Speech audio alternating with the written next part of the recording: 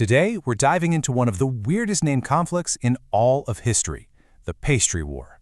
Yeah, you heard that right.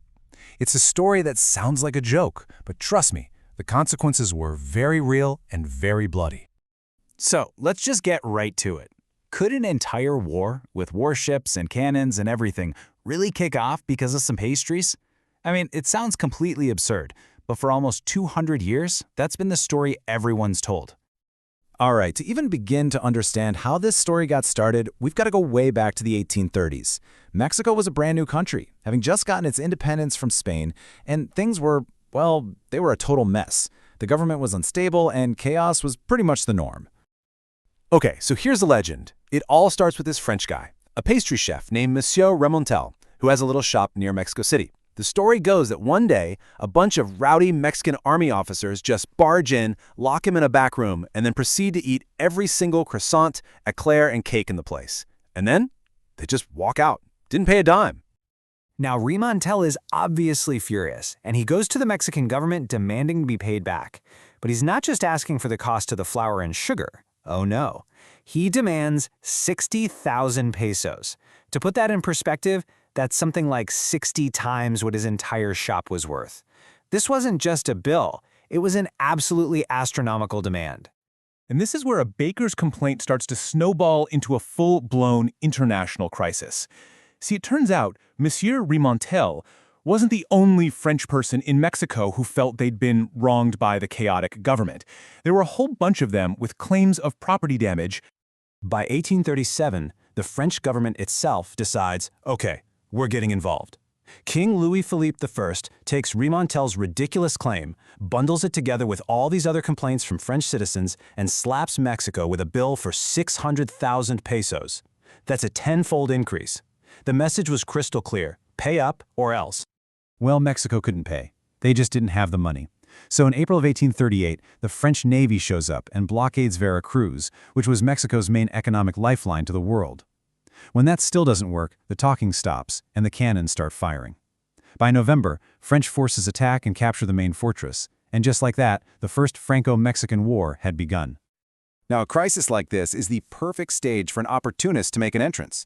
And who should step into the spotlight but the flamboyant, controversial, and recently disgraced General Antonio Lopez de Santa Anna. This is the same guy who'd lost the Texas Revolution just a couple of years earlier, so his reputation was in the gutter. This war was his chance to be a hero again. And in a completely wild twist of fate, during the fighting, Santa Anna gets hit by French cannon fire. His leg is so badly wounded that it has to be amputated. And this single moment changes everything for him. He instantly goes from being a national disgrace to a national hero, the guy who literally gave a limb for his country. His political comeback was now pretty much guaranteed. So there you have it, right? A war sparked by angry bakers that leads to the incredible comeback of one of Mexico's most famous leaders. It's an amazing story. But what if the best part of that story, the pastries, was never true to begin with? Yeah, according to some deep historical digging by researcher Eliud Santiago Aparicio, the whole pastry story was never ever an actual cause of the war. He argues that it was, and I'm quoting here, an invention of the Mexican press to question and criticize the French blockade. Basically, it was satire, wartime propaganda designed to make the French invasion look ridiculous. And that, right there, is the million-dollar question, isn't it? If the story we all know is just propaganda that got out of hand, then what were the real reasons that led to France sending gunboats halfway across the world? So let's do it.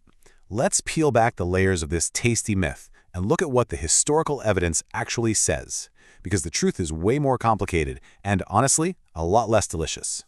So let's compare the myth to reality. The moment you do, the whole story starts to crumble. First off, the baker's name was probably Louis Remontel, not Remontel, and the closest real incident didn't happen in 1832 with soldiers, but in 1837 during huge citywide riots. And the biggest difference? It wasn't pastries that were stolen, it was silver bullion, a lot more valuable. And here, we can actually see an official security letter for a real guy named Louis Remontel. He definitely existed. But here is the absolute nail in the coffin for the pastry story. His name and his supposed claim about stolen pastries never, ever appears in the official list of complaints that France sent to Mexico. It's completely absent from the documents that actually started the war. So what were the real reasons? Well, first, there were legitimate complaints, like a French-owned shop that got looted for silver during massive riots in 1837. But more important than that, France was a global power trying to protect its business interests and force Mexico into a trade deal that favored them. And finally, it was just about national pride. France felt that Mexico had disrespected them, and they were using these financial claims as a pretext to flex their muscles. So the cause of the war might have been a myth, but the consequences were very, very real. And nothing captures the bizarre reality of this conflict better than the morbid and frankly unbelievable story of Santa Anna's amputated leg. Look, whatever you call this war, it was the perfect comeback story for Santa Anna. That heroic sacrifice of his leg was all he needed to get back in the public's good graces, and he rode that wave of popularity back to the presidency, not just once, but 7 more times throughout his insane career. And the story of the leg itself is just beyond belief. So first, Santa Anna has it buried with full military honors at his private estate. But that's not enough for him. A few years later, in 1842, when he's president again, he has the leg dug up. He then parades the preserved limb through the streets of Mexico City in a fancy coach and gives it a massive state funeral, complete with cannon salutes and patriotic speeches.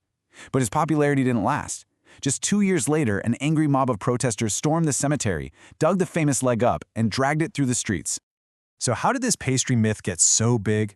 Well, you can see it happening in real time. Here's a quote from a newspaper back in 1841, where they're deliberately tying the pastries of Tacubaya to the war and the 600,000 peso demand. The media created the narrative. They knew it was simple, memorable, and a little bit ridiculous. The perfect story to make the French look greedy and foolish. And that's how it happened. What started out as satire, as a clever way for a country to mock its invaders, eventually just hardened into accepted fact. A piece of wartime propaganda became the official story that people told for generations. And that really leaves us with a pretty big question to chew on. The Pastry War had nothing to do with pastries.